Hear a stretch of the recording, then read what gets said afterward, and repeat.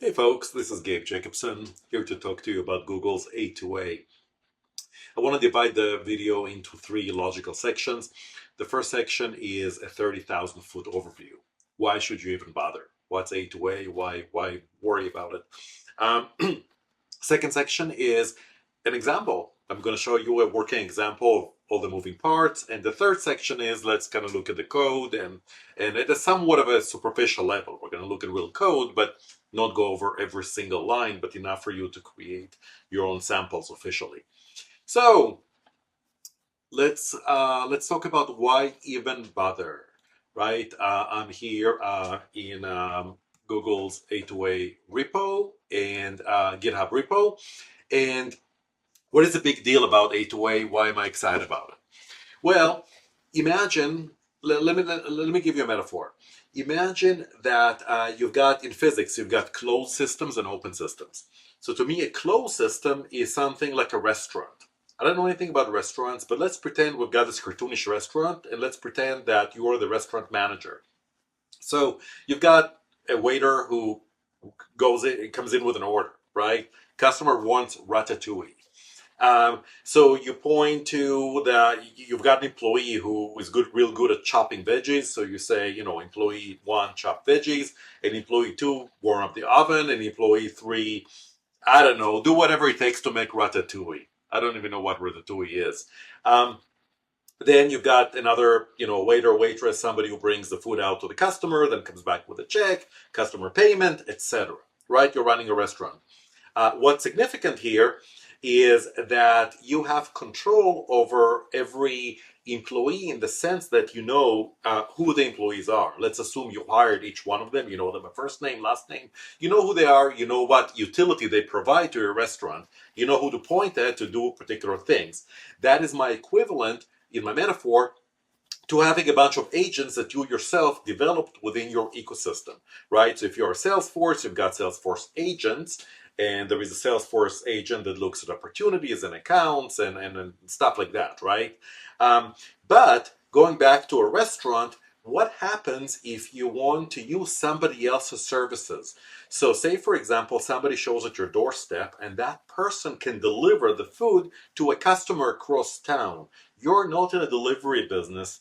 You did not hire that individual. You don't even know who they are. Basically, they flash their badge at you, and the badge says their name and says that their task is to deliver food and collect payment, right? You trust that they're going to do whatever they do,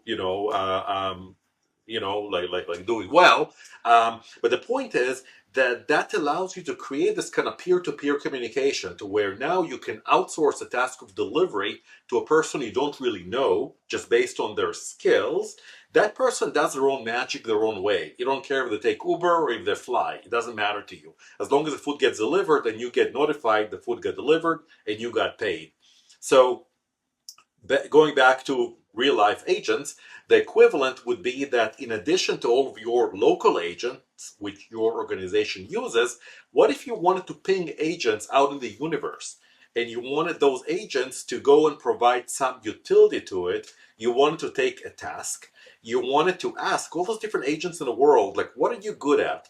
Find the one that's really good at answering a particular user question that's being asked of you, outsource that to that person or to that agent, let that agent do its thing and communicate back to you when it's done. It can communicate back to you with additional questions, or preferably it communicates back to you by giving you a complete result as it promised. The result could be an image, the result could be a poem, doesn't really matter, whatever that agent does. So that's super high level. The reason I'm excited about it is because I can imagine a very sad universe where we have millions of agents out there, and who knows what each agent does. They all need to talk to each other.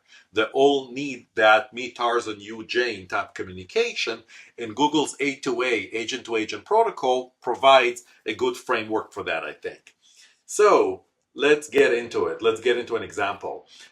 This is Google's repository in GitHub. Fork the repository so that you have your own local copy running. When you open it up, what you're going to see is something that looks like this. I don't know if I can make Hopefully you guys can see the fonts are kind of small. But basically it's a fairly large build just to get you kind of quickly oriented. So you've got, and by the way, Google has the README file actually I think is real good. So basically, you've got a Notion, you've got the front end. The front end is my equivalent. To me, it's a restaurant. The front end is basically, I'll show you when it runs, it's your restaurant. And then you've got the host agent, which is you as, in my metaphor, the restaurant manager, you, right? And then you've got the remote agents, which are not necessarily employees. They would be all the different, the equivalent of the delivery person in my metaphor. Those are remote agents that you don't know much about. All you know is what each one can do for you. You can assign them tasks and they come back with a result for you. So if you look at the different languages here, there are examples in Go and Java and Node.js, Java and then Node.js. I'm going to focus on Python. So basically what you have here is you've got one sphere, which is just running, then I'll show it to you. Just basically just running the, you know what, let's actually dive into it. So what I'm going to do is, the first thing I'm going to do is open the restaurant for business. So I'm going to run what's under UI, right? I'm just going to follow Google's instructions. I made sure that UV is installed for this particular Python realm. So basically my restaurant is now open. It's running at port 12,000. Completely arbitrary. You can change it to whatever number you want.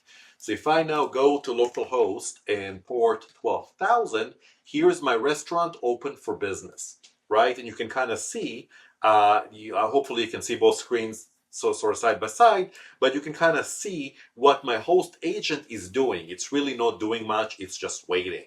So I'm going to go to chat and conversations. I'm going to ask a question. Can you help me? My host is going to think about it real hard and it's going to say, how can I help you? And trust me, we're wasting time because it can't really do, I don't know, convert currency. It can't really do much for me. It probably has no idea to convert currency. It really has no capabilities. Sorry, I cannot fulfill this request. Blah, blah, blah. Don't know how to convert currencies. My host really doesn't, much as a restaurant manager in my metaphor, if I were the restaurant manager, I don't know anything about cooking or waiting or tables or anything like that, right? But I'm a real good delegator. So I'm going to go in here to samples and I'm going to look at Python and I'm going to look at agents, right? So the agents here are all those different, let's pretend they're individuals who can go and perform tasks for me. So I'm going to look at two agents in particular. One is analytics. That's the one that I contributed to the Google project. You can open up the README file and kind of see, like, in fact, I'm going to copy this real quick, just as a little shortcut. So you can look at the README file and kind of see how this agent works. So I'm going to look at the analytics agent, and I'm also going to look at another agent somebody else wrote called a line graph. Don't know what line graph is, but all I know is that it converts currencies. You'll see it actually in operation. So each one of these agents is its own realm. There is absolutely no connection between them. So you need to run each one independently. So I'm going to go to the analytics folder, right? So basically on the hard drive where this particular folder lives.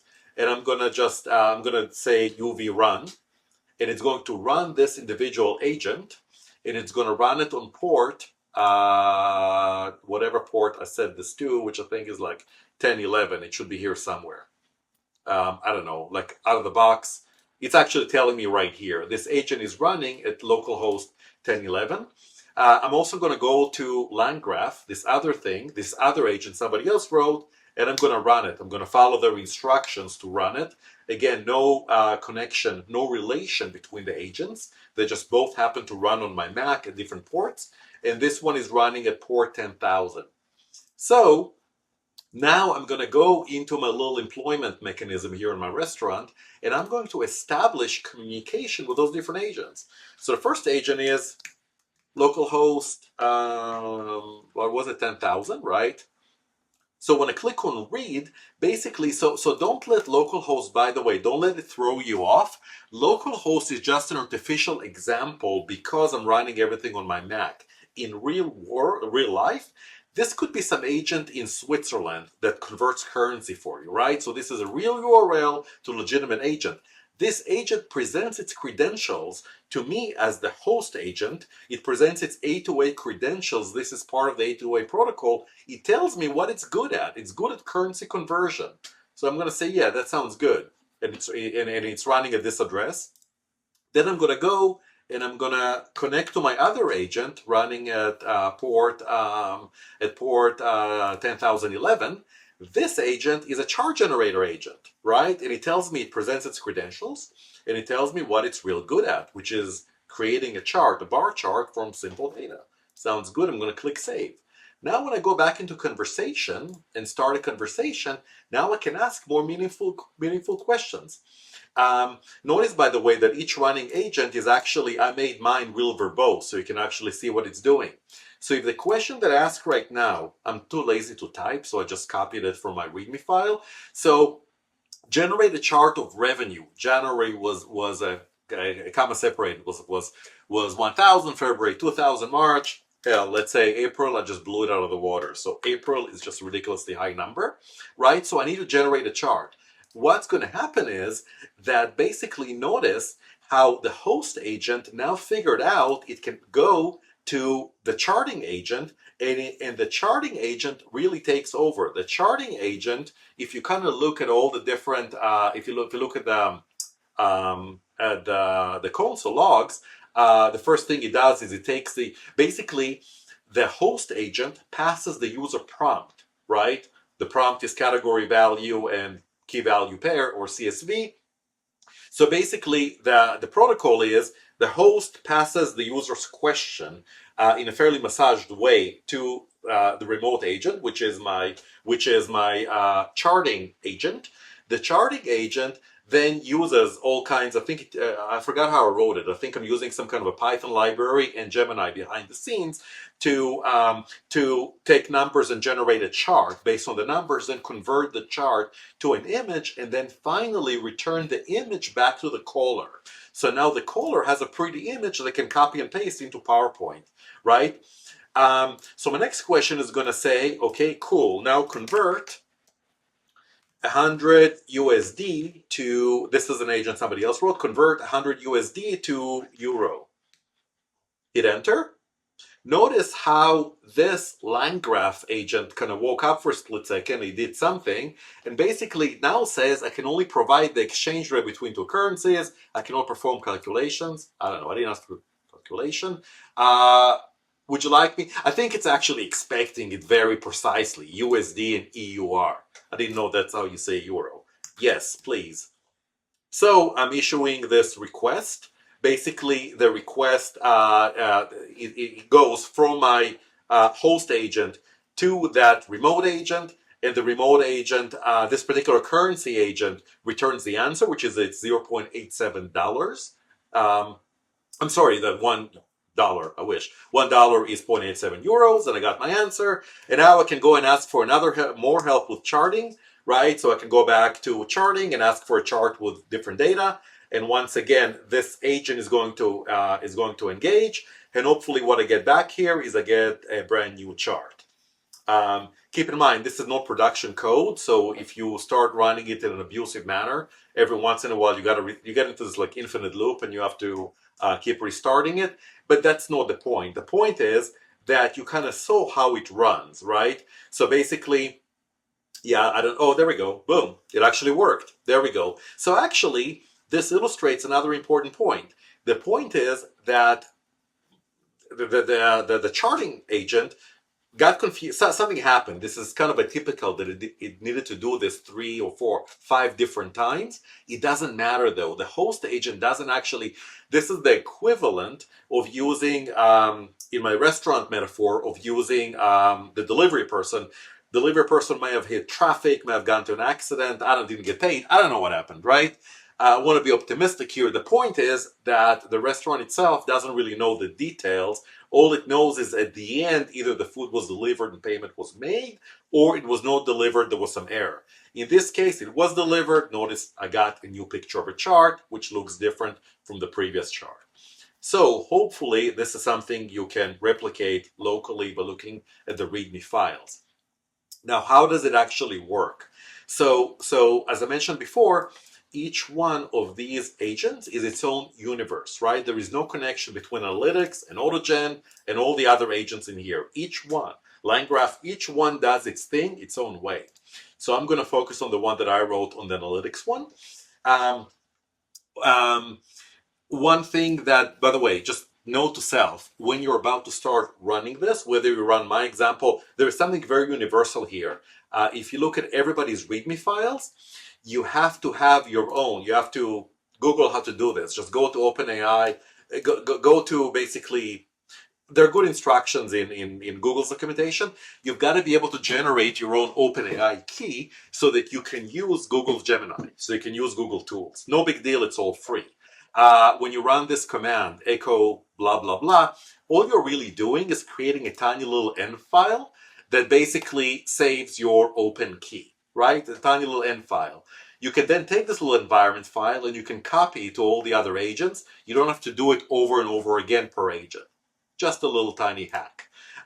So looking at the code here, main.py, this is basically the entry point. The good news about this is that the part that's really important is plain English, right? An agent has an agent card, which states its name, right? Sounds kind of trivial, but hello, I'm an agent. I'm a chart generating agent. What can I do? Well, I can do skills, and the skills are defined in here, right? So I can generate a chart based on CSV-like data, and here is an example of the data you can feed me.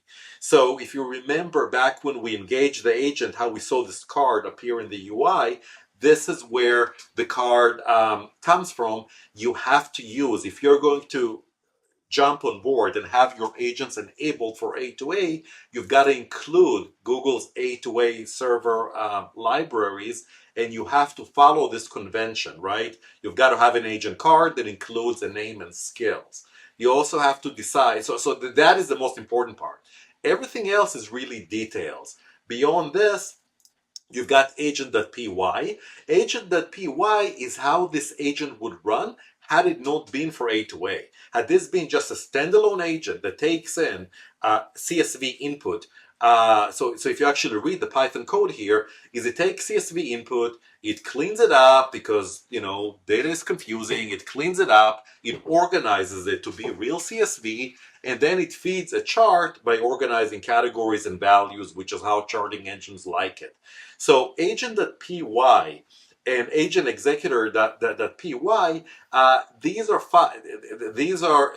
is what would make this agent be an agent outside of A2A, right? Just if I wrote my own agent to draw a chart. Main.py is the Google A2A addition. This is what makes my agent